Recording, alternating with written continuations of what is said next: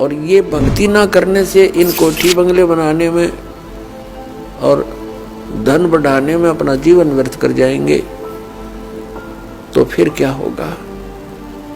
नर से तू पशुआ कीजिए, नर से फिर तू पशु बनेगा। नर से तू पशुआ कीजिए, गद्दा बैल बनाई, अरे ये सुंदर भोजन का मन गोरे कि तो कुर्डी चरने जाई। ओए होए। जो भक्ति करना चाहते हैं, मोक्ष कराना चाहते हैं, तो उनको इन सब नियमों को फॉलो करना पड़ेगा जो बताए जाते हैं, क्योंकि वो भक्ति में बाधक है। और जो भक्ति बाधक है आप उनको भी साथ लेकर चल रहे हो, तो आप ऐसा कर रहे हो जैसे किसी पशु के गल में लठ बांध दिया करती था मोटा रस्से में गाल के। अब वो चल नहीं सकता उस स्पीड से जैसे उसे चलना चाहिए, चल गट्टियां पर लग गए। तो आप जी इन मर्यादाओं को पालन ना करके और भक्ति रूपी मार्ग पर चलने की चेष्टा करोगे, आप नहीं सफल हो सकते। तो इसलिए हमने ज्ञान के आधार से इन बुराइयों को, इन कुरीतियों को और सांसारिक परंपराओं को भी त्यागना पड़ेगा, तब हम इसमें सफल होंगे। फिर अपनी बड़ी स्पीड से चलेंगे। जैसे मकान बना लिया, ठीक है, आजकल परमात्मा ने दया कर रखी है, बढ़िया सुविधा आपको प्राप्त है, मकान बना लो, जैसा आवश्यक हो उतना ही, केवल उसी के लिए कि बढ़िया कोठी बनाऊं, लोगों का प्रशंसक बन जाऊं, ये हमारी अपनी सोच होती है, अध्यात्म मार्ग नहीं है। तो मकान बनाओ जितना आवश्यक हो और जितनी आपकी जेब अलाउड करती हो, आवश्यकता से अधिक खर्च मत करो। हमारे पूर्वज आपने देखे होंगे, हमने तो खूब याद है, झोंपड़ियों में टाइम पास करके कई कई पीढ़ी,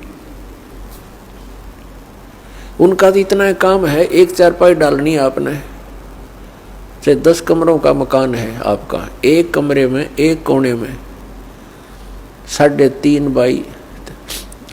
बाई 7 फुट की जगह चाहिए आपने। घुटने तो घुड़िया तो मोकली है। कबीर साहब तक कहते हैं घर तो 3.5 हाथ और गढ़ा तो 4.25 है। कहे कबीर अधिका बना अधिका कहे, उसको नहीं विचार। ये मनुष्य की जो शरीर है 3.5 हाथ का होता है। परमात्मा कहते हैं आपने घर 3.5 हाथ की आवश्यकता है, घना बनाओ तो 4.25, अरे से फालतू बनावा है तो मूर्खता है तेरी। फिर भी परमात्मा का कहने का तात्पर्य है कि आवश्यकता से अधिक कोई भी वस्तु आप संग्रह करते हो, आपकी भक्ति का बाधक बनेगा, क्योंकि समय वेस्ट व्यर्थ जाएगा। कोठी बना ली, 1-2 लाख अपने पास से लगा लिए, 3 लाख कर्जा कर लिया। अब जब तो कर्जा ले लिया, ऋण ले लिया, पता नहीं चला, 1 महीने के बाद मांगने वाला आने लग जाएंगे। चैन गई, रात न नींद आवा नहीं, और भक्ति का भी नाश। वह कोठी के काम आई आपके।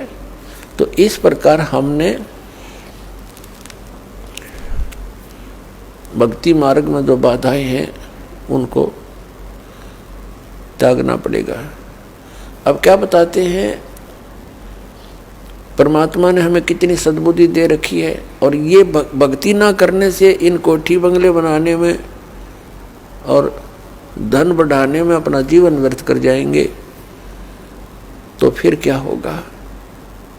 नर से तू पशुआ कीजिए, नर से फिर तू पशु बनेगा। नर से तू पशुआ कीजिए, गद्दा बैल बनाई, अरे ये सुंदर भोजन का मन बोरे कि तो कुर्डी चरने जाई। ओए होए। अपने आत्मा इतना कुछ सुन के भी हमारे यह बात अंदर जगह बनाती नहीं, क्योंकि हमें ये सब सुविधाएं उपलब्ध है और हर समय है, और ये तो आपके अंतिम सांस तक आपको रहेंगी जब तक मनुष्य जीवन में हो। क्योंकि माता पिता बच्चों को जब तक वो कॉलेज स्कूल नहीं छोड़ता वो सुविधा देता ही रहता है, और जो बच्चा उसका सदुपयोग ना करके आता है तो फिर वो बहुत दुख उठाता है।